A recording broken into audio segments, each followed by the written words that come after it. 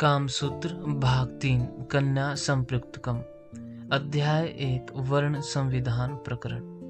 कन्या की शादी का विधान बताते हुए वात्स्यायन कहते हैं कि जो युवक अपनी ही जाति की युवती के साथ शास्त्रों के नियम के अनुसार विवाह करता है उसे बिना किसी कष्ट के धर्म धन और पुत्र की प्राप्ति होती है।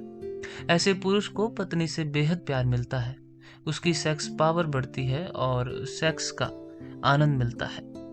शास्त्रों में कहा गया कि युवक को ऐसी लड़की से शादी करनी चाहिए जो उसकी जाति की हो और उसमें उस जाति के सभी गुण मौजूद हो। माता पिता का साथ हो, लड़की उससे 3 साल छोटी हो, सुशील बर्ताव करने वाली हो, अमीर घर की हो, जिसका परिवार प्रतिष्ठित और लोकप्रिय हो, जिसके रिश्तेदार भी ऐसे ही हो, माता पिता के अलावा घर में अन्य सदस्य भी हो और उनमें गहरा प्रेम हो। जो लड़की स्वयं शील व सुंदरता संपन्न हो, जिसके दांत, नाखून, कान, बाल, आंखें, स्तन न बहुत बड़े हो और न ही बहुत छोटे। आचार्य घोटकमुख कहते हैं कि जिस कन्या से शादी करके पुरुष अपने को धन्य समझे और जिससे शादी करने पर सदाचारी मित्रगण तारीफ करें, बुराई न करें, ऐसे ही लड़की से शादी करनी चाहिए। इस तरह के गुणों से संपन्न कन्या को विवाह के लिए माता पिता तथा सगे संबंधियों को कोशिश करनी चाहिए। दोनों तरफ के दोस्तों को भी इस संबंध को बनाने के लिए कोशिश करनी चाहिए।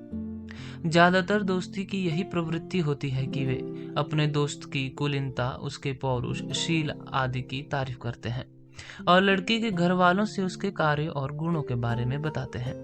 वे अपने दोस्त से उन्हीं के प्रत्यक्ष तथा आगामी गुणों का बखान करते हैं जिन्हें लड़की की माँ और घर वाले पसंद करते हैं। लड़के के घर से सिखाकर भेजे गए व्यक्ति को लड़की के घर जाकर लड़का का जन्म कुंडली, ग्रहों तथा लग्न स्थान के अनुसार उस लड़की के लिए शादी के योग्य बताएं। लड़के की माँ को लड़के की शादी से होने वाले महान आर्थिक लाभ और उसके कल्याण का अनुभवा सिद्ध वर्णन करें। माँ के पास भेजे जाने वाले व्यक्ति को चाहिए कि लड़की की माँ को लड़के के बारे में बढ़ा चढ़ा कर कहें। उसे कहें कि आप अपनी लड़की की शादी जिस लड़के से करना चाहती हैं वह लड़का आपकी लड़की के लिए बिल्कुल ठीक है। उसकी माँ को समझाते हुए कहें कि आपको अपनी लड़की की शादी उसी लड़के से करनी चाहिए क्योंकि वही लड़का आपकी लड़की के लिए अच्छा जीवन साथी बन सकता है। लड़का लड़की के माता पिता को चाहिए कि वे लड़का लड़की को दैव तथा ग्रह नक्षत्र की अनुकूलता देखकर षष्ठ और अष्ट योगों को बचाकर और निनित तथा शकुन पूछकर आधी रात के वक्त की अपश्रुति ग्रहण कर लड़का लड़की की शादी कराएं। आचार्य घोटकमुख का कहना है कि केवल लड़का लड़की के माता पिता को ही अपनी इच्छा से विवाह तय नहीं करना चाहिए बल्कि परिवार और संबंधियों की सलाह लेकर ही शादी तय करनी चाहिए। लड़के को ऐसी लड़की से शादी नहीं करनी चाहिए जो अधिक सोती है, झगड़ालू हो, जल्दी रोने वाली हो, अधिक घूमने वाली हो और परिवार में झगड़ा कराने वाली हो। ऐसी लड़की के साथ शादी नहीं करनी चाहिए जिसके नाम भद्दे व अटपटे हों। ऐसी लड़की जिसे लोगों के बीच बैठना अच्छा नहीं लगता, अकेली रहना पसंद करती है, भूरे बाल हों, सफेद दाग हों, बड़ी नितंब हों, गर्दन झुकी हो, जिसका शरीर पुरुष के समान तगड़ा एवं हष्टपुष्ट हो, सिर में कम बाल हो, जिसमें लज्जा व शर्म का भाव न हो, गूंगी हो, जिसे बचपन से जानते हो, पूरी तरह युवती नहीं हुई हो, जिसके हाथ पैर पसीजते हो आदि। इस तरह के अवगुणों वाली लड़की के साथ शादी नहीं करनी चाहिए। ऐसी लड़की से भी शादी नहीं करनी चाहिए जिसका नाम नक्षत्र, नदी या पेड़ के नाम पर हो, जिसके नाम के अंत में ल या र अक्षर हो, उससे भी शादी नहीं करनी चाहिए। कुछ ज्योतिष शास्त्रों का कहना है कि जिस लड़की से लड़के की आंख और मन मिल जाए उससे विवाह करने में सुख और आनंद की वृद्धि होती है। यदि शादी करने वाली लड़की से मन और आंखें न मिलती हो तो उस लड़की से शादी नहीं करनी चाहिए। यदि लड़की युवती हो जाए और शादी के योग्य हो गई हो तो उसके माँ बाप को चाहिए कि उसे सुंदर वस्त्र पहनाए और सजने संवरने दे। युवती होने पर लड़की को सज संवर कर शाम के समय अपनी सहेलियों के साथ बागों में खेलने जाना चाहिए। माँ बाप का कर्तव्य है कि जब लड़की युवती हो जाए तो उसे शादी, पार्टी, उत्सवों और यज्ञों में अच्छे कपड़े पहनाकर और साज संवार करके ले जाएं। इस तरह सजने संवरने से लड़की की और लड़के का आकर्षण बढ़ेगा।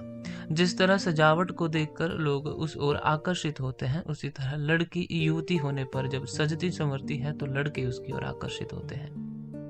लड़की के माता पिता को चाहिए कि जब लड़के के घर वाले लड़की को देखने आए तो उससे अच्छे अच्छे पदार्थों से उनका स्वागत करना चाहिए। माता पिता को चाहिए कि वह अपनी लड़की को अच्छे वस्त्र पहनाकर, आभूषण पहनाकर और साज संवार कर लड़के और उसके परिवार वाले को दिखाएं। लड़की के माता पिता को चाहिए कि लड़के से शादी तय करने से पहले अपने रिश्तेदार दोस्तों से सलाह लेने के लिए लड़के के माता पिता से समय मांगे। इसके बाद लड़के के परिवार के बारे में जब सब कुछ पता लग जाए और अपने बराबर का लगे तो ही उससे अपनी लड़की की शादी तय करनी चाहिए। अगर स्नान आदि के लिए वर्ण करने वाले अनुरोध करें तो उसी रोज स्वीकार न करें। उनसे सिर्फ इतना कह दे कि देखिए सब कुछ सही समय पर हो जाएगा। भारतीय संस्कृति के मुताबिक 4 प्रकार की शादियां होती हैं: ब्रह्म, प्राजापत्य, आर्ष तथा दैव। इन चारों में से किसी भी एक के द्वारा शास्त्रों के अनुसार लड़की के साथ शादी कर लेनी चाहिए। लड़की को अपने समान उम्र के लड़के के साथ खेलना चाहिए, समान उम्र के लड़के के साथ दोस्ती करनी चाहिए और युवती होने पर योग्य व समान उम्र वाले के साथ ही विवाह करना चाहिए। अधिक उम्र के लड़कों के साथ दोस्ती और अधिक उम्र के पुरुषों के साथ विवाह नहीं करना चाहिए। लड़के को अपने समान हैसियत वाली लड़की के साथ ही शादी करनी चाहिए, क्योंकि जो पैसे या अन्य लालचवश अपने से अधिक अमीर लड़की से शादी करते हैं उसके साथ नौकर के समान व्यवहार किया जाता है। किसी छोटे घर के लड़के को बड़े घर की लड़की या किसी छोटे घर की लड़की को अधिक बड़े घर के लड़के के साथ शादी नहीं करनी चाहिए। इस तरह के संबंधों को उच्च संबंध कहा जाता है। अक्सर बुद्धिमान लोग इस तरह का संबंध कभी नहीं बनाते। अक्सर कुछ पुरुष निर्धन घर की लड़की के साथ शादी करके उस पर मालिक की तरह शासन करते हैं। ऐसे घरों में निर्धन घर की लड़की नौकरानी बनकर रहती है। इस तरह का वैवाहिक संबंध हीन संबंध कहलाता है। जो लोग बुद्धिमान होते हैं वे इस तरह के संबंधों से बचते हैं। जिस शादी से पति पत्नी को समान आनंद की अनुभूति हो और दोनों एक दूसरे से प्यार करते हो, वही शादी करने लायक होते हैं। अपने से ऊंचा संबंध स्थापित करने पर अपने रिश्तेदारों से दबना पड़ता है, उनके सामने झुकना पड़ता है। हीन संबंध को भी सज्जन लोग बुरा मानते हैं। वात्स्यायन वैवाहिक जीवन को तरजीह देता है। उसने उन्मुक्त सहवास व उच्छृंखल कामुक वृत्तियों तथा व्यभिचार का निरोध करने के लिए कन्यावरण का विधान शास्त्र विधि से तथा सजातीय में धर्म अर्थ की वृद्धि के लिए शादी करने के लिए बताया है। कामना से प्रवृत्त ब्राह्मण के 4 वर्ण, क्षत्रिय के ब्राह्मण के अलावा 3 वर्ण, वैश्य के 2 वर्ण तथा शूद्र के 1 वर्ण की कन्या से विवाह करना चाहिए। लेकिन मनु के इस नियम का खंडन करते हुए याज्ञवल्क्य कहते हैं कि नैतनमं मतम, यह विधान मुझे स्वीकार नहीं है, क्योंकि श्रुति का कहना है कि तज्जाया जाया भवति यदन्याम जायते पुनः। जाया वहीं कहीं जा सकती है जिसमें पति पुत्र रूप से पुनः उत्पन्न हो। लेकिन वात्स्यायन यहाँ पर काम्य विवाह का समर्थन नहीं करते हैं। वह रक्त शुद्धि का पूरा ख्याल रखते हुए शास्त्र और धर्म सम्मत विवाह का ही समर्थन करते हैं। यहाँ पर वह रति की तृप्ति धार्मिक बुद्धि से करने का पक्षपात करते हैं। विवाह के संबंध में सावधान करते हुए कहते हैं कि कान्या भवी जानो पेता, अपनी जाति के गुणों से संपन्न लड़की से शादी करनी चाहिए। इसके विपरीत लड़की अनाथ न हो और दूर दूर तक उसके वंश के रिश्तेदार फैले हों। इस तरह के परिवार वालों में शादी करने से कभी धोखा नहीं हो सकता। वात्स्यायन के मत से समान जाति की कन्या के साथ विवाह कर लेना चाहिए, जो उम्र में छोटी हो और मन वचन कर्म से उसका कौमार्य भंग न हुआ हो। इस विषय में वात्स्यायन तर्क प्रस्तुत करते हुए कहते हैं कि जैसे बाजार में लोग खरीदने योग्य वस्तु को अच्छी तरह देखे बिना नहीं खरीदते हैं, उसी तरह लड़के के साथ विवाह भी बिना सही प्रकार से देखे बिना नहीं किया जा सकता। आचार्य वात्स्यायन के इस कथन से उसके समय के समाज तथा विवाह प्रथा पर प्रकाश पड़ता है। ऐसा अनुभव होता है कि वात्स्यायन के समय में स्वयंवर की प्रथा बंद सी हो गई थी। लड़कियों की शादी किसी बहाने से उन्हें दिखाकर करने की प्रथा चल पड़ी थी। हमारे देश में प्राचीन समय से ही लड़कियों की शादियां काफी अनियंत्रित माहौल में होती रही है। स्वयंवर की प्रथा काफी पुरानी है। ऋग्वेद के अनुसार पहले युवतियां वनिताभिलाषा युवकों की प्रार्थना कर उन्हें पति के रूप में स्वीकार कर लिया करती थी। इस बात से साबित होता है कि इससे पहले किसी समय में लड़कियां भी एकत्र हुआ करती रही होंगी। वहां अनेक तरह के खेल तमाशे होते थे। इसी मौके पर आपस में प्रेम संबंध, विवाह संबंध स्थिर होता है। वह मानता है कि खेल, विवाह तथा मित्रता बराबर वालों से ही करनी चाहिए, न तो अपने से ऊंचे और न ही अपने से नीचे लोगों से।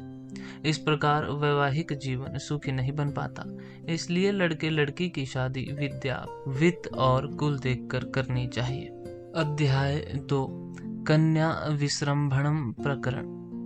युवक युवती की शादी हो जाने के बाद पति पत्नी को शादी के 3 रात तक जमीन पर साधारण बिस्तर पर सोना चाहिए और पति पत्नी दोनों को ब्रह्मचर्य व्रत का पालन करना चाहिए। भोजन में रसयुक्त पदार्थ तथा नमकीन चीजों का सेवन नहीं करना चाहिए। पति पत्नी दोनों को 1 सप्ताह तक मंगल स्नान करना चाहिए और उसे वस्त्र आभूषणों से सज संवर कर रहना चाहिए। दोनों को भोजन आदि में साथ रहना चाहिए। अपने से बड़ों का आदर और सम्मान करना चाहिए। शादी के बाद पति पत्नी के लिए बनाए गए यह नियम चारों वर्ण के लिए है, ब्राह्मण, क्षत्रिय, वैश्य तथा शूद्र के लिए। शादी के बाद पति को चाहिए कि वह अपनी पति को रात के एकांत स्थान पर कोमल उपहारों द्वारा अपनी ओर आकर्षित करे। बाब्रव्य आचार्यों का कहना है कि शादी के पहले 3 रातों में अगर पति यदि पत्नी से बात न करे, उसे स्पर्श न करे, उसे प्रेम भरी निगाहों से न देखे और चुपचाप कमरे में पड़ा रहे तो इससे पत्नी दुखी हो जाती है और पति को नपुंसक मानने लगती है। उसके मन में अपने पति के प्रति सम्मान की भावना भी कम होने लगती है। वात्स्यायन अपने कामसूत्र में लिखते हैं कि शादी के पहले 3 रातों में पति यदि पत्नी के प्रति प्यार का प्रदर्शन करता है तो पत्नी के मन में सम्मान और विश्वास बढ़ता है। लेकिन पति को अपने पत्नी के बीच ब्रह्मचर्य का 3 रातों तक पालन करते रहना चाहिए। शादी के 3 रात पत्नी के साथ प्रेम प्रदर्शन करने के क्रम में पत्नी को जबरदस्ती चुंबन और आलिंगन नहीं करना चाहिए। स्त्री फूल के समान कोमल और नाजुक होती है, इसलिए उसके साथ बड़े प्यार और कोमलता से व्यवहार करना चाहिए। पति को तब तक अपनी पत्नी के साथ जबरदस्ती चुंबन या आलिंगन नहीं करना चाहिए जब तक उसके दिल में पूर्ण विश्वास न बन जाए। शादी के बाद पति पत्नी दोनों को एक दूसरे को समझना चाहिए, क्योंकि जब तक पत्नी को अपने पति पर यकीन न हो जाए तब तक उसके साथ कोई भी काम करना बलात्कार ही होता है। इससे पत्नी सेक्स से चिढ़ जाती है। अतः पति को पत्नी के सहमति और इच्छा होने पर ही आलिंगन, चुंबन और सेक्स संबंध बनाना चाहिए। सेक्स संबंध के लिए पत्नी से प्यार से बातें करे, धीरे धीरे उसके अंगों को स्पर्श करके उसे इसके लिए तैयार करना चाहिए और जैसे ही मौका मिले या उसकी सहमति मिले वैसे ही उसके अंगों को शीतल करके आलिंगन करना चाहिए। इस तरह मौका मिलने पर बड़े प्यार के साथ स्त्री को आलिंगन करना चाहिए और सेक्स संबंध बनाना चाहिए, लेकिन ज्यादा देर तक आलिंगन नहीं करना चाहिए। शुरुआत में पत्नी से ज्यादा परिचय न होने की वजह से आलिंगन छाती से ऊपरी अंगों का करना चाहिए, नाभि आदि नीचे के अंगों का नहीं। यदि विवाह से पहले स्त्री से जान पहचान हो और वह उन्मत्त यौवना हो तो दीपक के प्रकाश में आलिंगन करना चाहिए। यदि पति पत्नी के बीच विवाह से पहले जान पहचान न हो और उसका अप्राप्त यौवन हो तो अंधेरे में आलिंगन करना चाहिए। आलिंगन करने के बाद जब दोनों के मन से लाज और संकोच दूर हो जाए तो पति को चाहिए कि वह अपने मुंह में एक पान रखे और एक पान पत्नी को खाने को दे। यदि वह पान लेने से इनकार करे तो उसे बड़े प्यार से अनुरोध करे और पान लेने के लिए कहे। यदि इससे भी वह पान लेने से मना करे तो उसके पैर में गिरकर उसे पान खाने का अनुरोध करे। जब पत्नी पान लेने के लिए तैयार हो जाए तो प्यार से उसे पान देते हुए चुंबन करे। यदि चुंबन लेने पर चेहरा खिल उठे और होंठों पर मुस्कुराहट फैल जाए तो समझना चाहिए कि उसे अच्छा लगा है। इसके बाद उससे बात करें। पत्नी से बातें करते हुए यदि ऐसा महसूस हो कि पत्नी उसकी बातों में दिलचस्पी ले रही है तो बीच में किसी अनजान की तरह थोड़े से शब्दों में कुछ पूछे। यदि पत्नी उस सवाल के अर्थ न बता पाए या जवाब न दे तो उससे प्यार के साथ यह बार बार पूछे। प्यार के साथ बार बार अनुरोध करने पर जब वह कोई जवाब न दे तो उस जवाब के लिए अधिक जोर न दे। अक्सर पहली रात में लड़कियां अधिकतर उन्हीं सवालों का जवाब देना पसंद करती है जिसमें केवल हाँ या ना बोल सके।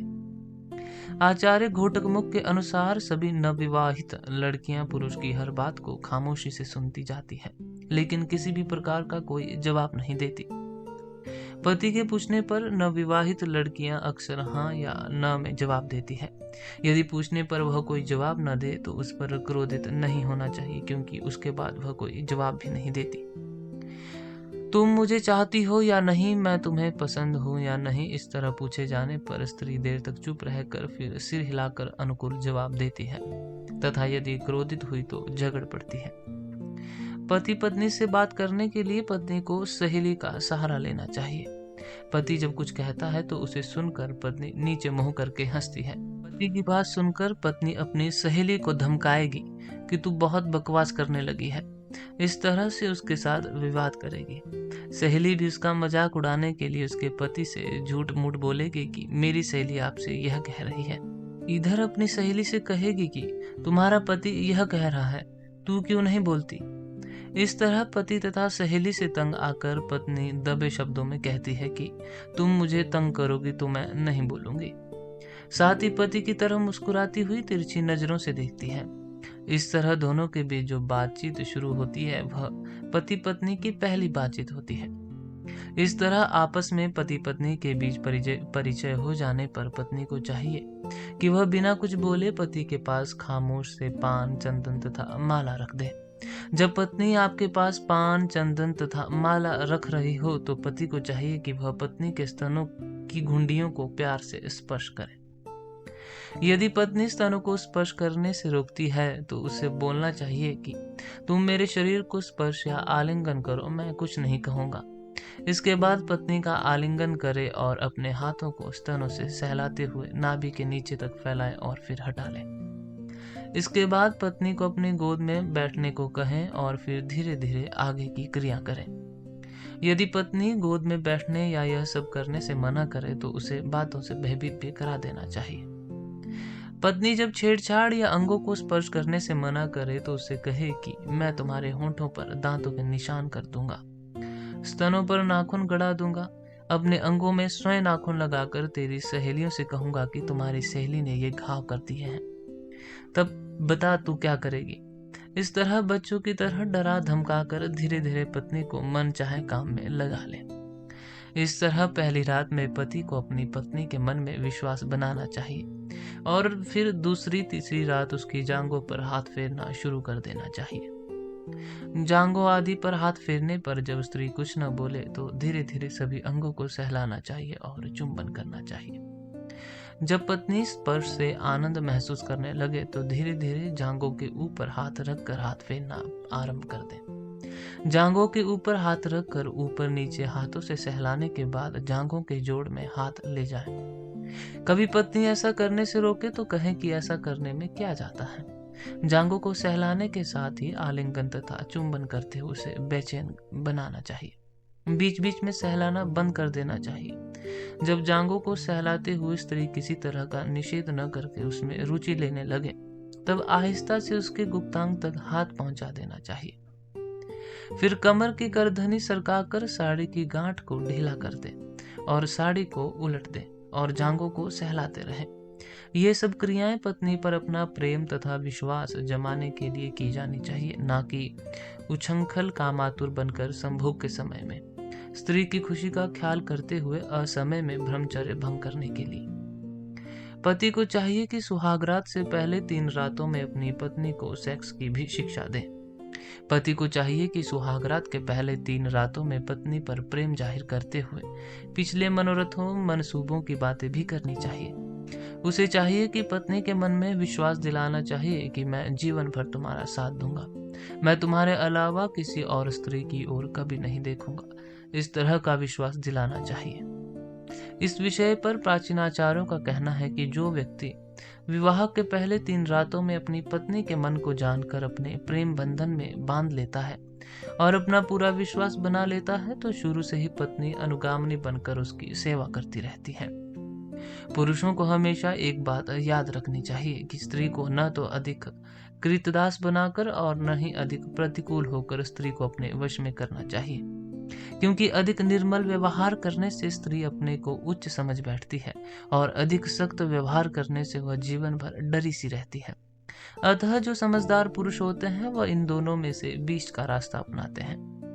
पत्नी के मन में अपना प्यार बनाना, पत्नी का सम्मान करना तथा नई विवाहित स्त्री में अपना यकीन बनाना, इन तीनों बातों को जो पुरुष जानता है और समझता है वह स्त्रियों का प्रिय होता है। नवविवाहित पुरुष यदि अपनी स्त्री को शर्मीली समझने की भूल करता है, वह स्त्री के द्वारा सम्मान प्राप्त करने योग्य नहीं होता। नवविवाहित पति पत्नी के बीच विश्वास एवं प्यार का संबंध बनाए बिना या मनोभावों को समझे बिना ही यदि संभोग करने की कोशिश करता है, वह स्त्री के भय, क्रोध तथा ईर्ष्या, द्वेष का पात्र बन जाता है। पति का प्रेम न पाकर पत्नी जलन और घृणा से भर जाती है।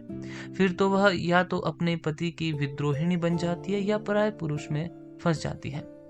आचार्य वात्स्यायन का मानना है कि मनोविज्ञान सम्मत है कि शादी के बाद नई दुल्हन को जब तक भली प्रकार आश्वस्त या अविश्वस्त न कर लिया जाए, तब तक वह संभोग करने के लायक नहीं होती।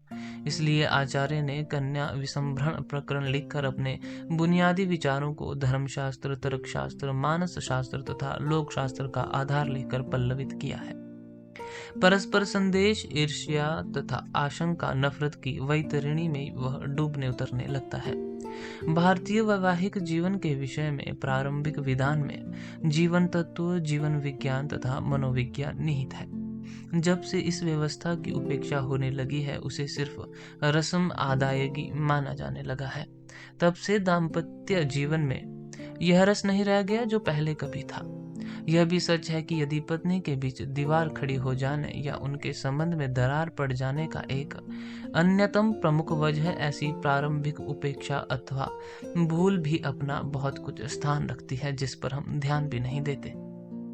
3 दिनों तक ब्रह्मचर्य पालन करने का अर्थ यह नहीं कि सुहागरात में पति पत्नी एक दूसरे से बिल्कुल अछूते रहे। ऐसा करने पर पति पत्नी के बीच नई परेशानी उत्पन्न हो सकती है। पत्नी के मन में पति के प्रति गलत भावना आ सकती है और वह पति को कायर समझ सकती है।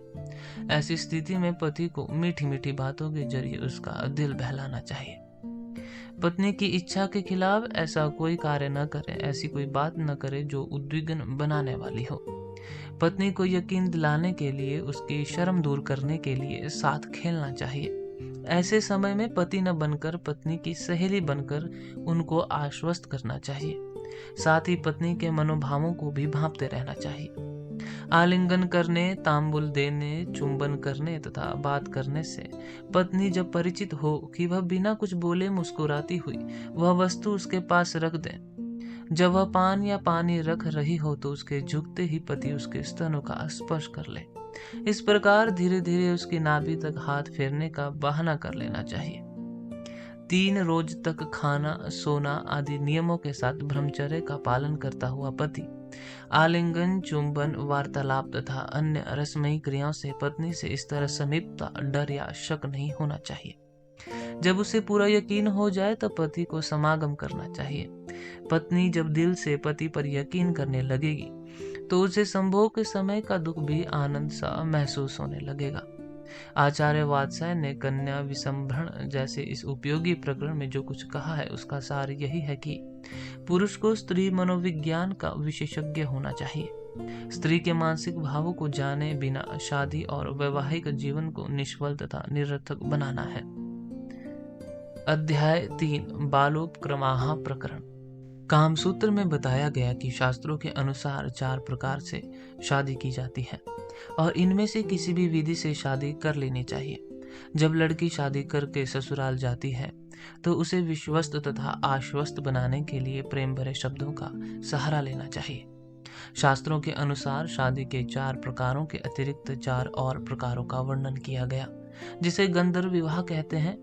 ब्रह्म, अग्नि, देव, प्रजापत्य। यदि ऊपर के 4 प्रकार के विवाहों में से किसी के द्वारा लड़की हासिल न हो तो उसे गंधर्व के 4 में से किसी एक प्रकार से विवाह कर लेना चाहिए।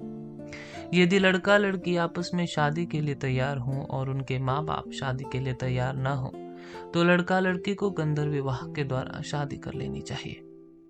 लड़का लड़की को न मिलने की वजह के बारे में वात्स्यायन बताते हुए कहते हैं कि जो युवक गुणवान होते हुए भी हीन कुल का है, अथवा धनवान होते हुए भी युवती के घर का पड़ोसी है, अथवा अपने माता पिता के अधीन है, अथवा जिसमें स्त्री का भाव है, तो ऐसे युवक को चाहिए कि वह किसी कुलशील संपन्न लड़की से विवाह करने की कोशिश न करे।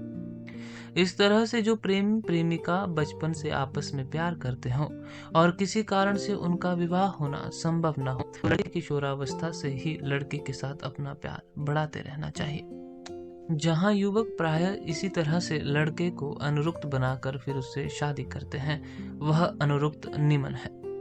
दक्षिण देश में जिन बातों की वजह से लोग अपनी लड़कियां नहीं देते, उन्हें हीनताओं से युक्त माता पिता रहित गरीब लड़का अपने मामा के घर रहकर अमीर मामा की पुत्री को चाहे उसकी सगाई कहीं भी हो गई हो, उससे प्यार बढ़ाकर शादी कर ले। यदि लड़की लड़के के मामा के गोत्र का न हो तथा अपने गोत्र की न होकर किसी दूसरी जाति की हो, तब भी उसे अनुरुक्त करके उसके साथ गंधर्व विवाह कर सकता है। आचार्य घोटकमुख कहते हैं कि यदि कोई लड़का किशोरावस्था से ही किसी लड़की के साथ प्यार करता हो, तो उसे वश में करके शादी कर लेना गलत नहीं है। वचन के अनुसार लड़की को अनुरुक्त करने वाला बच्चा भी हो सकता है और युवक भी। बचपन से ही लड़का द्वारा किसी लड़की को अनुरुक्त करने के विषय में वात्स्यायन का कहना है कि बचपन से ही लड़का लड़की के साथ अनेक प्रकार के खेल खेलता है, जैसे फूल चुनना, फूलों की माला गुथना, घरौंदा बनाना, गुड़ियों का खेल खेलना, मिट्टी, धूल, भात आदि खाने पीने की वस्तुएं तैयार करना तथा अपनी उम्र और जानकारी के मुताबिक अन्य क्रीड़ाएं करने के साथ लड़की को अपने वश में करने की कोशिश करता है। बचपन से लड़का लड़की को खुश करने के लिए रस्साकसी, एक दूसरे के साथ की उंगलियों को फंसा पट्टा बांधकर चक्कर लगाना, कोई शर्त लगाकर मुट्ठी बांधकर पूछना कि इसमें क्या है, बीच की बड़ी उंगली को छिपाकर बुझाना तथा 6 कंकड़ियों से खेल, इन देशी खेलों को बचपन में लड़की के साथ खेलता है। बचपन में खेले जाने वाले ये खेल बचपन से ही लड़का द्वारा लड़की को अनुरुक्त करने में सहायता करता है। कृष्ण फल, आंख मिचौली क्रीड़ा, नमक की दुकान, दोनों हाथ फैलाकर चारों तरफ घूमना, गेहूं के ढेर में सभी बालक पैसे छोड़कर एक में मिला दे फिर बराबर बराबर बांट ले, उंगली से खोटका मारना और अपने अपने आदि खेल खेलते हैं। वात्स्यायन ने सामाजिक रीति से अविवाहित लड़की से प्रेम संबंध बनाने के लिए बताया। वात्स्यायन का कहना है कि यदि युवक और युवती एक दूसरे से प्यार करते हैं और विवाह करना चाहते हैं, लेकिन कुलीनता, विद्वता अथवा संपत्ति की कमी होने से पुरुष स्त्री से शास्त्रों में वर्णित उत्तम विधि से शादी करने में असमर्थ हो, तो उसे चाहिए कि वह गांधर्व, राक्षस आदि निकृष्ट पद्धति से विवाह कर ले। अर्थ यह है कि वह अपनी प्रेमिका को लेकर भागकर शादी कर ले। वात्स्यायन इस प्रकार के प्रेमियों के लिए कहते हैं कि जो लड़का लड़की के परिवार से नीच हो, धनहीन हो, विजातीय हो, उसके पड़ोस में बसता हो और परिवार वालों के नियंत्रण में हो, इस तरह की लड़की से संबंध नहीं बनाना चाहिए। फिर भी यदि कोई लड़का इस तरह की लड़की से प्यार कर बैठता है और उससे शादी करना चाहता है, तो उस लड़के के लिए आवश्यक है कि वह उस लड़की से किशोरावस्था से ही प्रेम संबंध बनाकर रखे। वात्स्यायन की इस बात से पता चलता है कि प्रेम विवाह की परंपरा भारत में काफी प्राचीन काल से चली आ रही है। स्मृतियों में भी गांधर्व, राक्षस, पैशाच विवाह के बारे में बताया गया है। लड़की लड़कों में बाल्यकाल से ही परस्पर प्रेम तथा आकर्षण उत्पन्न करने के लिए जिन बाल क्रीड़ाओं का वर्णन किया, उनकी दीर्घकालीन परंपरा का परिचय मिलता है। माला गूंथना, फूल तोड़ना, घरौंदा बनाना आदि क्रीड़ाएं सार्वदेशिक है, लेकिन आकर्ष क्रीड़ा, पट्टिका क्रीड़ा, मुष्टि द्यूत आदि, क्षुल्लगत्यूत और अंगुली ग्रहण तथा शटपाषणक खेल ऐसे होते हैं जिन्हें विशुद्ध जनपदीय कहा जा सकता है। अक्सर यह क्रीड़ाएं गांव के बच्चे करते हैं। ऐसी स्थिति में शास्त्रकार का यह मानना अग्राह्य ही नहीं, असामाजिक व अव्यवहारिक सा प्रतीत होता है कि कोई बच्चा किसी बालिका से युवावस्था आने पर विवाह करने के लिए बचपन से ही उसके साथ खेलना शुरू करे। हाँ, युवक ऐसी कोशिश कर सकते हैं। युवकों के प्रयत्नों का विवरण सूत्रकार इस तरह करते हैं। यदि युवक किसी लड़की को पसंद करता है और उससे प्यार करना चाहता है, तो उसे चाहिए कि लड़की की सबसे अच्छी सहेली से जान पहचान बढ़ाए और उसके द्वारा अपनी प्रेमिका के मन में प्यार बढ़ाने की कोशिश करे। लड़के को चाहिए कि वह जिस लड़की से प्यार करता है उसके घर में काम करने वाली लड़की से मेल जोल बढ़ाए। इस तरह काम करने वाली लड़की को अपने बातों के जाल में फंसाने और अपने वश में करने से उसके बिना कुछ कहे ही वह लड़के के साथ हाव भावों को जानकर उसके प्रेमिका से लड़के को मिला देती है। इस तरह काम वाली लड़की या उसकी सहेली को अपने वश में करने से वह प्रेमिका के सामने लड़के के गुणों को इस तरह से बताती है कि लड़की उसकी ओर आकर्षित होने लगती है। प्रेमी को चाहिए कि वह प्रेमिका की इच्छाओं को पूरी करे। प्रेमिका को जो चीज अच्छी लगे वह ला कर दे और जिस चीज को देखने की इच्छा करे उस चीज को दिखाने ले जाए। अगर प्रेमी प्रेमिका छोटी उम्र के हों तो प्रेमी को चाहिए कि वह अपनी प्रेमिका को ऐसे खिलौने खरीद कर दे जो कीमती व दुर्लभ होने के साथ ऐसी हो जिन्हें प्रेमिका ने पहले कभी न देखे हो। प्रेमी को चाहिए कि अपनी प्रेमिका को खुश करने के लिए रंग बिरंगी गेंदें दिखाएं। ऐसी गेंद दिखाएं जिस पर चित्र बने हो और वह रंग बदलती हो। इसके अतिरिक्त फुंकनी से साबुन जैसी फेनिल तरह पदार्थों के फुलकता बनाकर उड़ाना चाहिए। प्रेमी को अपनी प्रेमिका को ठोरा, सींग, हाथी दांत, मोम और मिट्टी की पुतलियां एवं गुड़ियां देनी चाहिए। प्रेमी को चाहिए कि वह खाना बनाने के लिए अपनी प्रेमिका को रसोई घर दिखाए या फिर खाना पकाने की विधि सिखाए।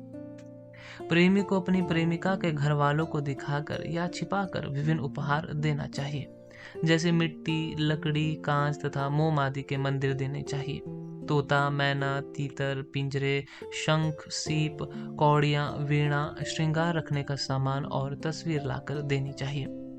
रंग, चंदन, सुपारी, पान, इत्र आदि को अवसर देकर अपनी प्रेमिका को देना चाहिए। प्रेमी को चाहिए कि अपनी प्रेमिका को छिपकर मिलने का अनुरोध करे और उसके साथ ऐसी बातें करे जिससे उसके मन में विश्वास और प्यार बढ़े। यदि प्रेमिका छिपाकर वस्तु देने का कारण पूछे तो मुझे माँ बाप का डर बताए या दी जाने वाली चीजें लेने के बहाने बनाए तो उसे अपने प्यार का विश्वास दिलाए। प्रेमी प्रेमिका का आपसी प्यार बढ़ने लगे और प्रेमिका बातें सुनने की रुचि प्रकट करे तो प्रेमी को मौके के अनुसार खूबसूरत कहानियां सुनाकर उसका मनोरंजन करना चाहिए। यदि प्रेमिका जादू के खेल दिखाने की इच्छा करती है तो उसे इंद्रजाल के आश्चर्यजनक खेल दिखाने चाहिए। यदि कलाओं का कौशल देखना चाहती हो तो उसे कलात्मक कौशल दिखाकर खुश करना चाहिए। यदि वह संगीत सुनना चाहती हो तो मधुर संगीत सुनाकर उसका दिल कहलाए। प्रेमी को चाहिए कि कोजागरी व्रत, बहुला, अष्टमी, कौमुदी महोत्सव या ग्रहण के दिन प्रेमिका जब प्रेमी के घर आए तो उसे आपीड़, कर्णपत्र, भंग, छाप, छल्ला, वस्त्र आदि देकर उसे प्रसन्न करें। लेकिन प्रेमी को ये भी ध्यान रखना चाहिए कि इन वस्तुओं को देने से उसकी किसी प्रकार की गलतफहमी या बदनामी ना हो। प्रेमिका की सहेली को चाहिए कि वह उसके प्रेमी की तारीफ करे, उससे कहे कि वह युवक बहुत सुंदर है और गुणवान है। इस प्रकार प्रेमिका के मन से प्रेमी से मिलने के डर और संकोच को दूर करें और प्रेमी से मिलने के लिए उसे तैयार करें। साथ ही काम संबंधी कलाओं की शिक्षा भी दें। प्रेमी को चाहिए कि वह प्रेमिका के सामने सज धज कर और सुगंधित परफ्यूम लगाकर आए। प्रेमी जब अपनी प्रेमिका की नजरों के सामने बार बार जाता है तो उसके हाव भाव से यह समझ में आ जाता है कि वह मुझसे प्यार करती है या नहीं। यह निश्चित है कि ज्यादातर युवतियां अपने परिचितों तथा आसपास रहने वाले युवकों को ज्यादा चाहती हैं, लेकिन वे उसे चाहते हुए भी लज्जावश उससे समागम नहीं करती, क्योंकि इससे उसके पकड़े जाने का डर रहता है। वात्सायन प्रेमी प्रेमिका के बारे में बताने के बाद यह प्रेमिका के शारीरिक संकेतों के बारे में बताते हैं। प्रेमिका अक्सर अपने प्रेमी को अपना मुख लज्जा और शर्म के कारण नहीं दिखाती, लेकिन हल्की तिरछी नजरों से ही अपनी प्रेमी को देख लिया करती है। प्रेमिका अक्सर अपने प्रेमी को किसी न किसी बहाने से अपनी खूबसूरती दिखाती है और ऐसा वह तब तक करती है जब प्रेमी उसकी तरफ ध्यान न दे या उससे दूर हो। प्रेमी जब प्रेमिका से आकर्षित होता है और उससे कुछ पूछता है तो वह हल्की सी मुस्कुराती हुई, सिर व पलके झुकाए हुए धीमी स्वर में इस तरह जवाब देती है जिसका अर्थ समझना मुश्किल होता है। प्रेमिका अक्सर अपने प्रेमी के साथ अधिक बैठे रहना चाहती है। कभी कभी प्रेमिका अपने प्रेमी को आकर्षित करने के तथा दिखाने के लिए अपनी छोटी बहन की बातें सुनाने लगती है, मुंह बनाकर बातें करने लगती है। प्रेमिका प्रेमी को दिखाने के लिए जिस जगह प्रेमी खड़ा होता है उसी जगह जाकर खड़ी होती है। प्रेमिका अपने प्रेमी को प्यार का एहसास कराने के लिए उसके पास खड़ी होकर कुछ भी देखकर हंसने लगती है। उसके पास खड़े रहने के लिए भी अपनी सहेली के साथ ऐसी बातें करेगी जो जल्दी समाप्त ना हो। प्रेमी को देखकर वह बच्चे को गोद में लेकर चुंबन करने लगती है, उससे बातें करने लगती है। अपनी सहेली का सहारा लेकर हाव भाव तथा नाज नखरे दिखाने लगती है। प्रेमिका अपने प्रेमी के दोस्तों की बातों पर विश्वास करती है और उसके बातों को मानती है। उसके घर के नौकरों के साथ अक्सर बातें करती रहती है, प्रेम भरा व्यवहार बर्ताव करती है तथा उनके साथ शतरंज, ताश आदि भी खेलती है। प्रेमिका अपने प्रेमी के नौकरों को मालिक की तरह भी आदेश देती है। अगर वह नौकर उसके प्रेमी की बातें करता है तो प्रेमिका उसकी बातों को ध्यान से सुनती है। प्रेमिका अपनी सहेली के कहने पर अपने प्रेमी के घर चली जाती है। सहेली को जरिया बनाकर प्रेम के साथ शतरंज आदि खेलती है तथा प्रेमालाप करती है। प्रेमी के सामने बिना श्रृंगार के नहीं आती। यदि प्रेमी कर्णफूल, अंगूठी या माला मांगता है तो बड़े धीरज के साथ उतार कर सहेली के हाथ में रख देती है। प्रेमी की दी हुई चीजों को हमेशा पहनती है। दूसरे युवकों की बातों से उदास हो जाती है तथा उस सहेली का साथ छोड़ देती है। इस तरह प्रेमिका अपने हाव भाव, नाज नखरों तथा इशारों को देखकर उसके समागम के लिए कोशिश करनी चाहिए। आचार्य वात्स्यायन ने 3 प्रकार की लड़की के बारे में बताया है। पहला, बाल क्रीड़ा करने वाली बाला कहलाती है। दूसरा, काम कलाओं से अनुराग रखने वाली तरुणी युवती कहलाती है। तीसरा, वात्सल्य भाव रखने वाली प्रौढ़ कहलाती है। इसलिए बुद्धिमान व्यक्ति को चाहिए कि वे खेल खिलौनों से बाल लड़की को वश में करे, काम कला के द्वारा युवती को अपने वश में करे और प्रौढ़ा को उसके विश्वासी व्यक्तियों के द्वारा अपने वश में करके अपनी ओर आकर्षित करे। यहाँ पर यह जानना बेहद आवश्यक है कि प्रेमी किस तरह प्रेमिका को अपनी ओर आकर्षित करे और उसके लिए उसे क्या करना चाहिए। प्रेमिका को अपनी ओर आकर्षित करने के तरीकों को 2 भागों में बांटा गया है।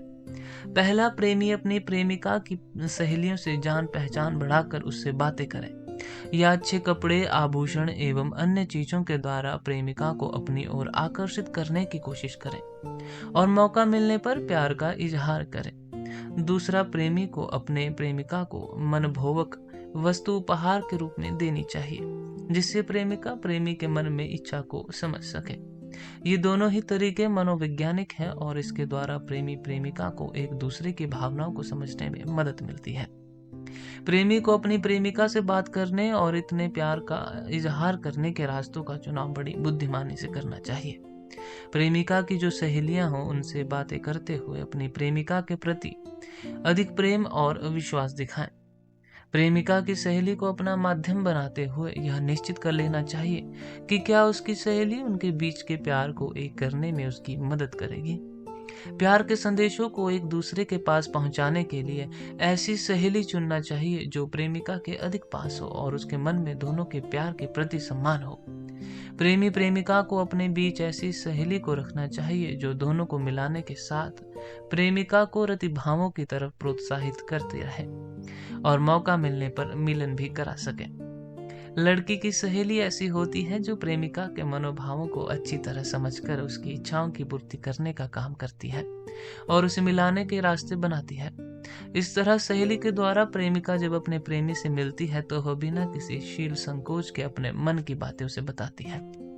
प्रेमी को चाहिए कि प्रेमिका को जो भी वस्तु उपहार के लिए दे वह उसकी पसंद की होने के साथ साथ ऐसी भी होनी चाहिए जो उसे प्यार की भी याद दिलाए। प्रेमिका को उपहार देते समय इस बात का ध्यान रखना चाहिए कि उपहार प्रेमिका की रुचि के अनुकूल होने के साथ ही वैवाहिक जीवन, रति भावनाओं, काम कलाओं के भावों का बोध कराने वाली हो, जिसे देखते ही प्रेमिका अपने भावी जीवन की सुंदर कल्पनाएं करने लगे, प्रेमी के साथ रति क्रीड़ा के लिए व्याकुल हो जाए, उसकी रुचि तथा उसके चुनाव की प्रशंसा करे। इस तरह का उपहार पाकर प्रेमिका खुशी होकर प्रेमी पर गर्व करने लगती है। वे अपने प्रेमी के द्वारा दिए गए उपहार को अपनी सहेलियों को दिखाकर खुश होती है। इससे प्रेमिका की मानसिक ग्रंथियां अनायास खुल जाती है तथा वह मन ही मन अपने को प्रेमी के समक्ष आत्मसमर्पण कर देती है। किसी जगह पर प्रेमिका से मुलाकात हो जाने पर प्रेमी जब उससे कुछ बातें करता है तो वह हल्की मुस्कुराहट के साथ इटलाती हुई अस्पष्ट जवाब देती है। कभी सहेलियों के बीच प्रेमिका हो और पास ही प्रेमी भी हो तो प्रेमिका उसके लिए अपना मुंह उसके सामने करके बात करती है। उसकी यही ख्वाहिश बलवती बनी रहती है कि जब तक प्रेमी खड़ा रहे वह भी उसी जगह पर स्थिर बनी हुई खड़ी रहे।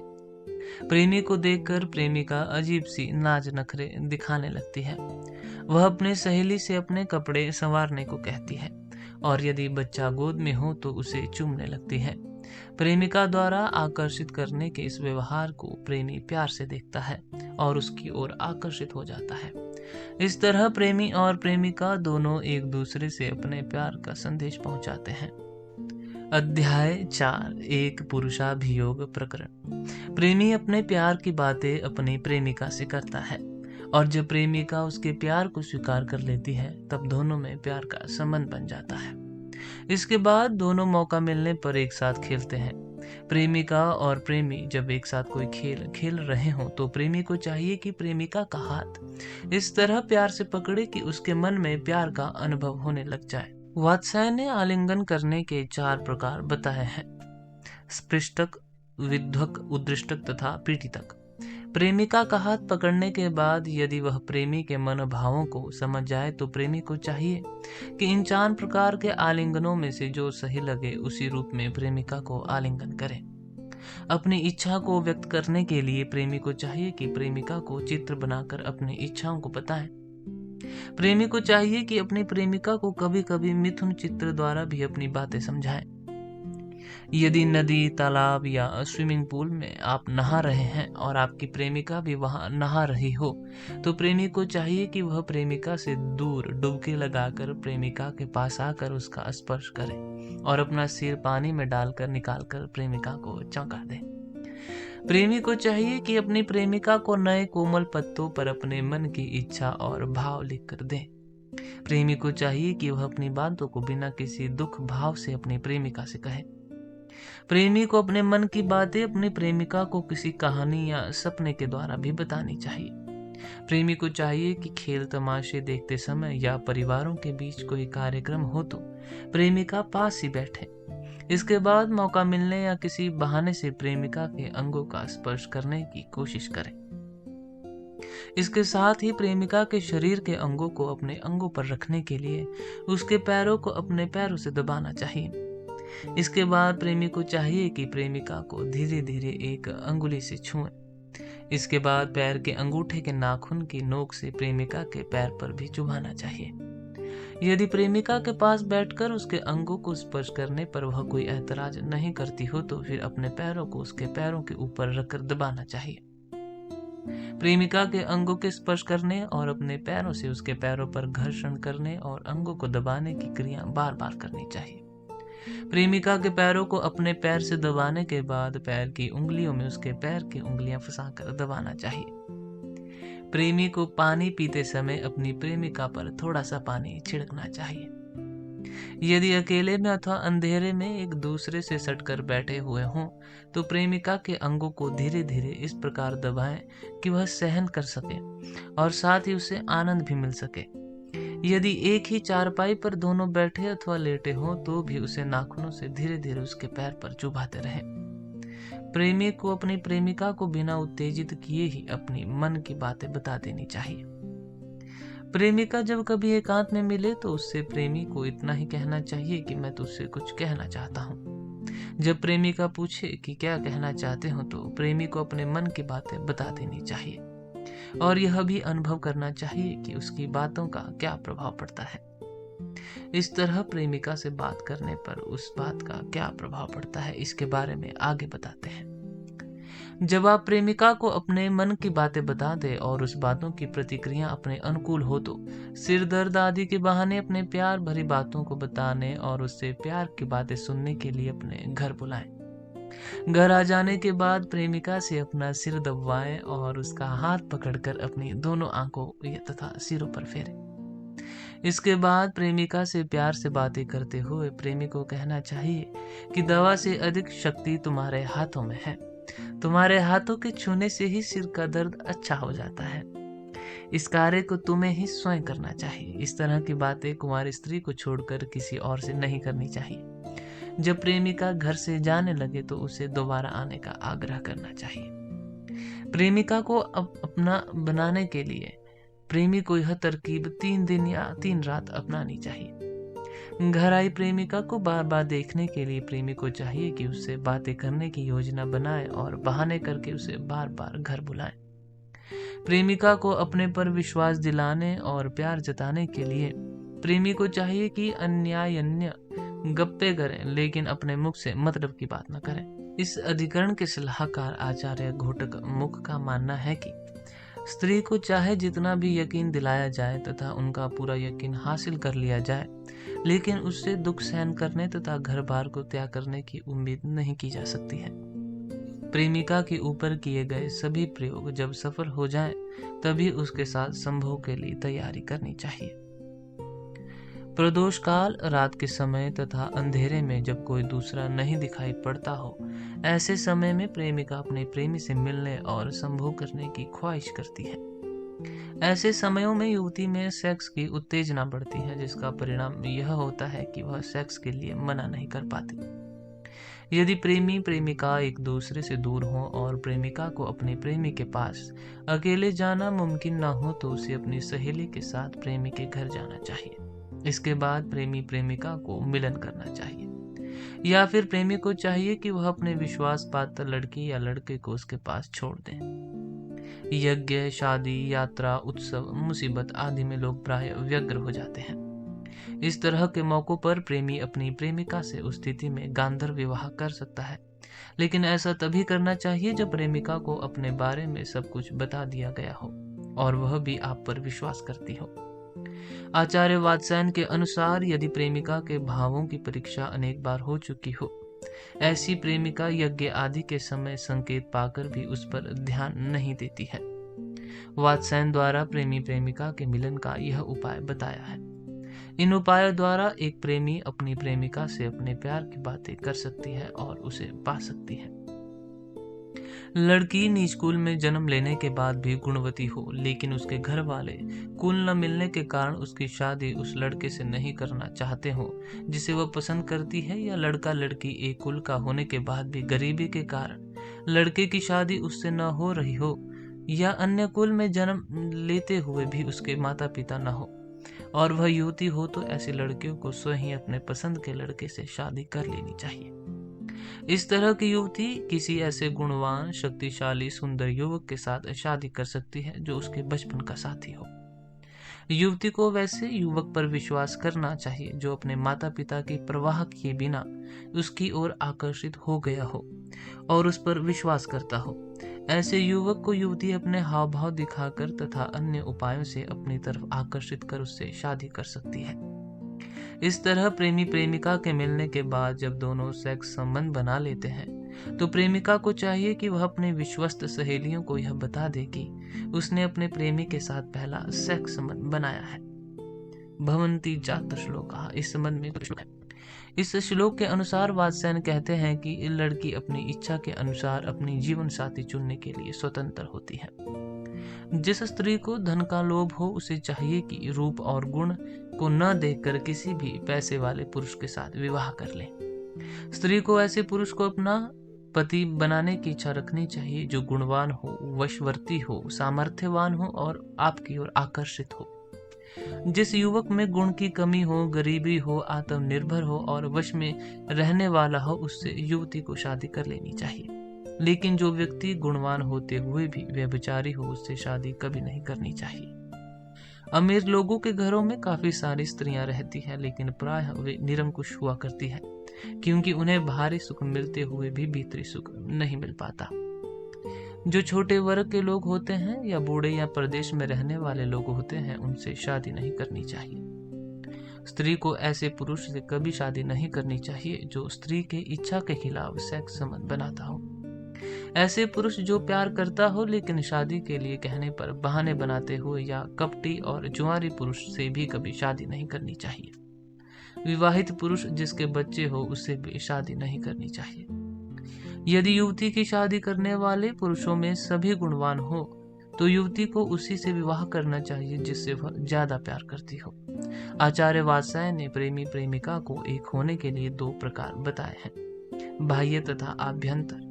बाहरी उपायों के द्वारा प्रेमी प्रेमिका आपस में शतरंज या पत्ते खेलते हैं और प्रेमी खेल के बीच में ही वह बातों का ऐसा विवाद छेड़ देता है जिसमें दोनों ही अपनी मन की बातें कह देते हैं। इसके बाद जब प्रेमिका जाने लगती है तो प्रेमी उसका हाथ इस तरह पकड़ता है जिसे विवाह के समय युवक युवती का हाथ पकड़ता है। इस तरह हाथ पकड़ने से प्रेमिका को यह एहसास हो जाता है कि यह मेरे साथ गंधर्व विवाह करना चाहता है। इसके अतिरिक्त प्रेमी प्रेमिका को अपने मन की बातें बताने के लिए विभिन्न प्रकार का चित्र दिखाता है। कभी मौका मिलते ही उसे आलिंगन करता है, जल क्रीड़ा करते समय उसके अंगों को छूता है, कभी अपने दिल के दर्द बहाने उसे अपने पास बुलाता है। उत्सव आदि में प्रेमी प्रेमिका एक साथ बैठते हैं, अपने पैर से उसके पैर को छूता है, पैर को दबाता है। अंधेरे में जब कोई ना देख रहा हो तो उस समय प्रेमी प्रेमिका के पैरों के ऊपर हाथ फेरता है, फिर उसके जांघों, नितंबों, पेट, पीठ तथा स्तनों पर हाथ फेरता है और नाखूनों को गड़ाता है। जब प्रेमी के द्वारा किए गए हरकतों को प्रेमिका चुपचाप सहन करती है तो फिर प्रेमी नीचे ऊपर शरीर के अंग अंग पर हाथ फेरता है। जब प्रेमी इन बाहरी स्पर्शों द्वारा प्रेमिका को अपने प्यार के बंधन में बांध लेता है तो बाहरी और भीतरी दोनों उपायों का प्रयोग करता है। बाहरी और भीतरी उपायों में प्रेमिका जिस जगह भी मिल जाती, प्रेमी उसे छेड़छाड़ शुरू करने लगता है। प्रेमी जब मिलने पर कोई चीज उसे देता है तो वह उस पर शर्म व लज्जा भाव पैदा करने वाले निशान लगा देता है। प्रेमी प्रेमिका जब किसी कार्यक्रम के दौरान अंधेरे में एक दूसरे से सटकर बैठे हुए होते हैं तो प्रेमी प्रेमिका के नितंब या स्तनों पर इस तरह से चुटकी काटता है कि वह उसे सहन कर सके तथा उसे अनुभूति भी हो। इस तरह अंधेरे के मौके का फायदा उठाकर प्रेमिका के साथ छेड़छाड़ करने से उसे शर्म नहीं आती, क्योंकि अंधेरे और अकेले में प्रेमिका के मन में शर्म का भाव पैदा नहीं होता, बल्कि प्रेमी के इस तरह चुटकी काटने और सहलाने से उसे आनंद व सुकून मिलता है। इसलिए अंधेरे का फायदा उठाकर प्रेमी प्रेमिका सेक्स संबंध भी बना सकते हैं। वात्स्यायन के इस प्रकार के प्रेमी प्रेमिकाओं के लिए सेक्स संबंध का उचित समय और मौका बताते हुए कहा कि उचित समय, रात और अंधेरे में यदि प्रेमिका से सेक्स संबंध के लिए अनुरोध किया जाए तो वह इनकार नहीं करती हैं, क्योंकि प्रेमिका सेक्स के लिए ऐसा स्थान चाहती है कि उसे कोई न देख सके। इसके अतिरिक्त प्रेमी के द्वारा सेक्स के लिए कहने पर प्रेमिका मना नहीं करती जब प्रेमिका के मन में उत्तेजना का भाव पैदा होता है, काम वासनाएं उमड़ पड़ती हैं और वह स्वयं सेक्स के लिए लालायित हो उठती है।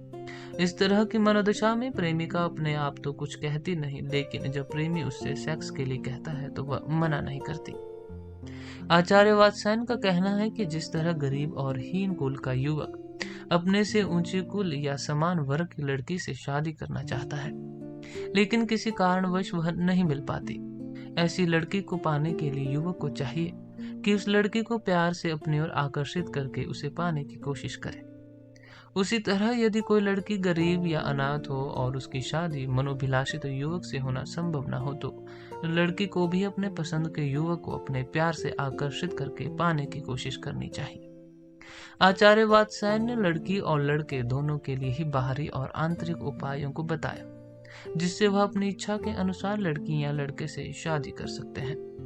ऐसी युवती जो किसी पुरुष के साथ प्यार करती है और उससे शादी करना चाहती है और वह उसे एकांत अंधेरे में मिल जाती है, जिसके साथ लड़की गांधर्व विवाह करना चाहती है, ऐसे युवक का ऐसा स्वागत करना चाहिए जिसमें काम शास्त्र के 64 कलाओं में से किसी एक कला का कौशल प्रकट हो। आकर्षित पुरुष की तरह ही बात करें, उसकी हर बात का अनुमोदन करें, हर काम का अनुकरण करें, लेकिन उसे थोड़े कहने पर या संकेत मात्र से ही सेक्स के लिए तैयार न हो जाए। ज्यादा कामोत्तर होने पर भी अपने आप संभोग के लिए कोई कोशिश नहीं करें और न कोई उतावलापन दिखाए। आचार्य वात्स्यायन का मत है कि खुद संभोग के लिए प्रयत्न करने वाली स्त्रियां का सौभाग्य नष्ट हो जाता है, अर्थात पुरुष उसे गलत समझने लगता है और उसकी अवहेलना करने लग जाता है, उससे अपना मन बिल्कुल हटा लेता है। हाँ, यदि पुरुष सेक्स की कोई क्रिया करना चाहता है तो स्त्री उन क्रियाओं को अनुकूलता से स्वीकार कर ले, नहीं नहीं कि ज्यादा जिद ना करें। इस प्रकार युवती को एक बात का ख्याल रखना चाहिए कि जब उसे यह पूरा यकीन हो जाए कि प्रेमी हर कीमत पर मेरा साथ निभाएगा, तभी उसके साथ सेक्स संबंध बनाए, अन्यथा न करे। अध्याय 5 विवाह योग प्रकरण। यदि कोई लड़का किसी लड़की से प्यार करता है लेकिन अकेले में उससे बातें करने का मौका नहीं मिलता, तो उसे चाहिए कि लड़की की सहेली के साथ दोस्ती करके उससे अपने मन की बातें बताए। लड़की की सहेली ऐसी होनी चाहिए जो लड़के के गुणों के बारे में, उसके अच्छे व्यवहार के बारे में लड़की को बताए, उसके बारे में इस तरह की बातें बनाकर बताएं जो लड़की को अच्छी लगे। लड़की की सहेली ऐसी हो जो उन अवगुणों की निंदा करे जिन्हें प्रेमिका पसंद ना करती हो। इस तरह सहेली के द्वारा प्रेमी की अच्छी बातें सुनकर प्रेमिका उसकी ओर आकर्षित होने लगती है। सहेली को प्रेमिका को यह भी बताना चाहिए कि उसके माता पिता नासमझी और लालच की वजह से तुम्हारी शादी किसी अमीर लड़के के साथ कर देगा। फिर तुम क्या करोगी जबकि वह लड़का तुमसे प्यार करता है और तुम्हें खुश रखेगा।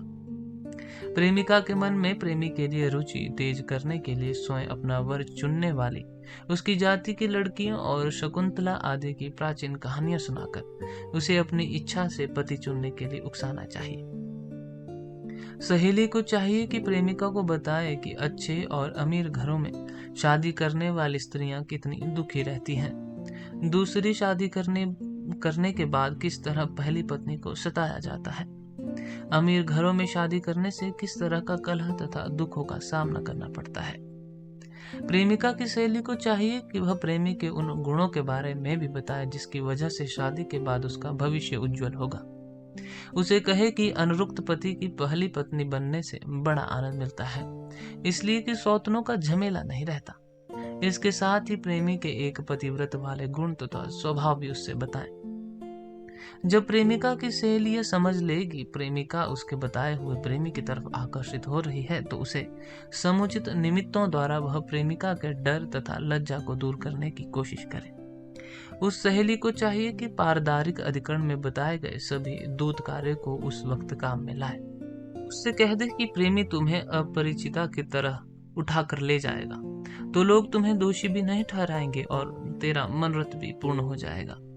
इस प्रकार बताने के बाद जब प्रेमिका अपने पिता के घर से निकल जाए, किसी तरह का डर एवं आशंका बाकी न रह जाए, तब किसी अग्निहोत्र ब्राह्मण के घर से यज्ञ अग्नि लाकर धर्मशास्त्र के मुताबिक हवन करके प्रेमी प्रेमिका दोनों को उसे अग्नि की 3 बार परिक्रमा कर शादी कर देनी चाहिए। शादी हो जाने के बाद प्रेमी प्रेमिका दोनों को अपने अपने माता पिता को इसकी सूचना दे देनी चाहिए। आचार्यों का मत है कि अग्नि की साक्षी में किया गया विवाह अवैध नहीं होता। इस तरह प्रेमी जब प्रेमिका से शादी करने के बाद उसके साथ सुहागरात मना ले, तो फिर प्रेमिका और अपने परिवार वालों से सच्ची बात बता दे, या फिर कोई ऐसा काम करना चाहिए कि प्रेमिका के माता पिता कुल कलंक से भयभीत होकर उसी को अपनी लड़की का वर मान ले। जब इस तरह कूटनीति से वह लड़की उस प्रेमी को मिल जाए, तो प्रेमी व्यवहार और सुंदर उपहारों द्वारा प्रेमिका के बंधु बांधवों को राजी करे। यदि इस तरह के उपायों से प्रेमिका के माता पिता को शादी के लिए राजी करने में सफलता मिलना मुमकिन न हो, तो प्रेमी प्रेमिका को गंधर्व विवाह कर लेना चाहिए। यदि प्रेमिका अपने आप प्रेम विवाह करने में असमर्थ हो, तो दोनों के बीच की बातें बताने वाले और प्रेमिका के माता पिता से घनिष्ठ स्नेह संबंध रखने वाली किसी कुलवधू को मध्यस्थ बनाकर उसे धन का लालच देकर किसी बहाने गुप्तचरों द्वारा उस लड़की को अपने यहाँ बुलाएं। इसके बाद प्रेमी प्रेमिका को ब्राह्मण के घर से अग्नि लाकर दोनों के फेरे लगवाकर शादी करा देनी चाहिए।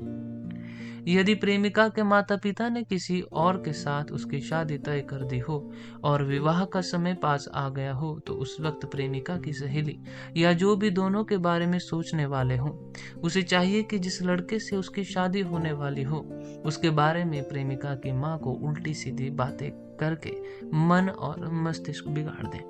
इस तरह की बातें करने पर जब यह पता चल जाए कि उसकी माँ प्रेमिका की शादी उस लड़के से नहीं होने देगी, तो फिर प्रेमी के गुणों का बखान करना शुरू कर दे। इस तरह की कूटनीति से प्रेमिका की माँ और परिवार वालों को दोनों की शादी के लिए राजी करना चाहिए। प्रेमिका की माँ पहले से शादी तय हुए लड़के से मन हटाकर जब लड़की की सहेली के द्वारा बताए प्रेमी से अपनी लड़की की शादी करने के लिए तैयार हो जाए, तो उसी के पड़ोसिन के घर में यज्ञ कुंड बनाकर आग जलाकर प्रेमी प्रेमिका की शादी चुपचाप करा दे। यदि कोई पुरुष किसी वेश्या या किसी दूसरी स्त्री से प्यार करता है और उसे अपना बनाकर रखना चाहता है, तो प्रेमी को चाहिए कि वह उस स्त्री के किसी ऐसे भाई का सहारा ले जो लगभग उसी की उम्र का हो। प्रेमिका के भाई को कुछ मदद देकर काफी दिनों तक उसे अपनी तरफ आकर्षित और अनुरक्त बनाने के बाद उससे अपनी इच्छा बना दे। यह बात तय है कि प्राय युवक अपने समान स्वभाव और समान उम्र के दोस्तों के लिए आवश्यकता पड़ने पर जान तक न्यौछावर कर देते हैं। इसलिए प्रेमिका के भाई को ही जरिया बनाकर प्रेम को किसी अकेले स्थान में बुलाकर अग्नि को साक्षी मानकर शादी कर लेनी चाहिए। दशहरा, दिवाली आदि उत्सवों पर प्रेमिका की सहेली को चाहिए कि वह प्रेमिका को मादक पदार्थ पिलाकर अपने किसी कार्य के बहाने उसे किसी अंधेरे व खाली स्थान पर ले जाए। इसके बाद प्रेमी प्रेमिका का मिलन कराकर उसे दूषित करा दे, अर्थात दोनों आपस में संबंध बना ले। फिर लड़की की सहेली को चाहिए कि वह इस बात को प्रेमिका के परिवार वाले को बता दे। सोई हुई, अकेले, कहीं जाती हुई या नशीली वस्तुएं खिलाकर बेहोश की हुई प्रेमिका को दूषित करके फिर लोगों से प्रकट कर देना तथा उसे अपनी बना लेना पैशाच विवाह है। जब प्रेमी को यह मालूम हो जाए कि प्रेमिका बगीचे या किसी दूसरे स्थान पर घूमने जा रही है, तो अपने सहायकों के साथ जाकर उसके साथ जाने वाली सहेली आदि को डराकर उसका अपहरण करके शादी कर ले। इस तरह का विवाह राक्षस विवाह कहलाता है। धार्मिक दृष्टि से विचार विधि की अपेक्षा पश्चात के सभी विवाह उत्तरोत्तर निकृष्ट है। विवाह का उद्देश्य होता है प्रेमी प्रेमिका के बीच प्यार बढ़ाना। यदि प्रेमी प्रेमिका के बीच प्यार न हो तो उनका विवाह निष्फल होता है। इस प्रेमी प्रेमिका के बीच गंधर्व विवाह उपयुक्त माना जाता है, क्योंकि इसमें प्रेम और विश्वास का सुंदर योग होता है। प्रेमी प्रेमिका द्वारा गांधर्व विवाह करना सुखद, थोड़े से कोशिश से विवाह होने वाले, बिना किसी कष्ट या झंझट तथा रीति रिवाजों से हटकर प्रेम प्रधान होता है। सामाजिक रूप से 4 दिव्य विवाहों का उल्लेख किया गया है, जिनमें युवक युवतियों को विवाह करने के लिए कोशिश नहीं करनी पड़ती। लेकिन जिन युवक या युवतियों को अपनी इच्छा के अनुसार युवती या युवक नहीं मिलते, उनके लिए वात्स्यायन ने गांधर्व विवाह बताया है। आचार्य ने प्रेमी प्रेमिका को सुझाव दिया कि इस हालत में उन्हें गांधर्व विवाह कर लेना चाहिए। जो प्रेमी मनचाही प्रेमिका से विवाह न कर सकता हो, वे उसके माता पिता को धन देकर विवाह कर ले। इस तरह का विवाह असुर विवाह कहलाता है। यदि प्रेमिका के माता पिता को धन देने पर भी वह उसके हासिल न कर सके, तो प्रेमी को चाहिए कि प्रेमिका का अपहरण करके उसके साथ शादी कर ले। इस तरह जो प्रेमी अपने प्रेमिका से शादी करता है उसे राक्षस तथा पैशाच विवाह कहते हैं। यदि बाह्य आदि दिव्य विवाह विधि से प्रेमी को अपने मनपसंद प्रेमिका से विवाह करना संभव न हो, तो प्रेमिका की इच्छा होने पर गांधर्व विवाह कर लेना चाहिए। यदि आसुर, राक्षस, पैशाच विधि से शादी करना सर्वथा वर्ज्य समझते हैं, गांधर्व विवाह में सबसे पहले प्रेमिका को विवाह के लिए राजी करना आवश्यक होता है। बिना उसके राजी हुए गांधर्व विवाह मुमकिन नहीं हो सकता। भारत में गांधर्व विवाह का प्रचलन काफी समय से चला आ रहा है और इस विवाह की लोकप्रियता चारों ओर फैली है। राजपूत और क्षत्रिय जो स्वयंवर द्वारा शादी करते थे, वह भी गांधर्व विवाह ही था। इस स्वयंवर में लड़की जिसको वरमाला पहना देती थी, उसी से उसकी शादी हो जाती थी। लेकिन स्वयंवर के बाद विधिवत गृहसूत्र के आधार पर अग्नि को साक्षी मानकर विवाह संस्कार भी किया जाता था। नल दमयंती, अज इंदुमती, राम सीता, मालती माधव आदि के विवाह इसी प्रकार संपन्न हुए थे। प्रथम कोटि के गांधर्व विवाह आचार्य वात्स्यायन के अनुसार युवक युवती का गांधर्व विवाह हो जाने के बाद जब दोनों सुखी पूर्वक एक साथ रहने लग जाएं, तो युवती के माता पिता को इसके बारे में सूचित कर देना चाहिए। इसके अतिरिक्त उसके माता पिता को खुश करने का भी उपाय करना चाहिए। गांधर्व विवाह कर लेने का अर्थ यह नहीं कि विवाहिता युवती का संबंध उसके परिवार वालों से छूट जाता है। यही कारण है कि वात्स्यायन ने गांधर्व विवाह को सर्वश्रेष्ठ बताया है। मध्यम कोटि के गांधर्व विवाह। प्रथम कोटि के गांधर्व विवाह का वर्णन करने के बाद आचार्य वात्स्यायन मध्यम कोटि के गांधर्व विवाह के अंतर्गत प्रेमिका के सहेली के द्वारा प्रेमी का वर्णन करके उसे प्रेमी की ओर आकर्षण बढ़ाता है। यदि प्रेमी प्रेमिका के विवाह के बीच में उसके माता पिता बाधा डालते हैं तो प्रेमिका की सहेली या किसी अन्य की सहायता लेकर युवती की मां को धन आदि देकर प्रेमी प्रेमिका के विवाह के लिए तैयार करके उनकी इच्छा के अनुसार प्रेमिका को किसी बहाने से घर से बाहर ले जाकर प्रेमी के साथ अग्नि को साक्षी मानकर गांधर्व विवाह करा देना चाहिए। तीसरी कोटि के गांधर्व विवाह। इस गांधर्व विवाह के बारे में वात्स्यायन कहते हैं कि इस गांधर्व विवाह में युवक जिस युवती से प्यार करता है उसके भाई को उपहार आदि देकर अपने वश में कर लेता है। इसके बाद युवक युवती के भाई को साफ साफ बता देता है कि वह उसकी बहन से प्यार करता है और उससे शादी करना चाहता है। इस तरह भाई का सहारा लेकर अपनी प्रेमिका तक अपनी बातों को पहुंचाकर उससे गांधर्व विवाह कर लिया जाता है। यह तीसरे प्रकार का गांधर्व विवाह कहलाता है। गांधर्व विवाह के इन 3 प्रकारों को बताने के बाद वात्स्यायन कुछ अन्य प्रकार के विवाह के बारे में भी बताते हैं कि किसी लड़की का अपहरण करके उसके साथ जबरदस्ती शादी करते हैं या उसके सतीत्व को नष्ट करके विवाह करना, उसे राक्षस विवाह कहते हैं। यह भी धर्म के विरुद्ध है क्योंकि इसमें अग्नि का आह्वान तथा हवन आदि कोई धार्मिक कार्य नहीं होते। आचार्य वात्स्यायन ने राक्षस विवाह को पैशाच से अच्छा माना है क्योंकि इस विवाह में साहस कार्य प्रधान है। आचार्य मध्यम कोटि के गांधर्व विवाह को ही सबसे प्रधान माना है क्योंकि शादी का चरम परिमाण वैवाहिक प्रेम ही है, जबकि गांधर्व विवाह शुरू से ही प्रेम का माध्यम है। अथ भाग 3 कन्या संप्रयुक्तकम समाप्तम। आप सुन रहे थे ऑडियो बुक्स विद सौरभ। धन्यवाद।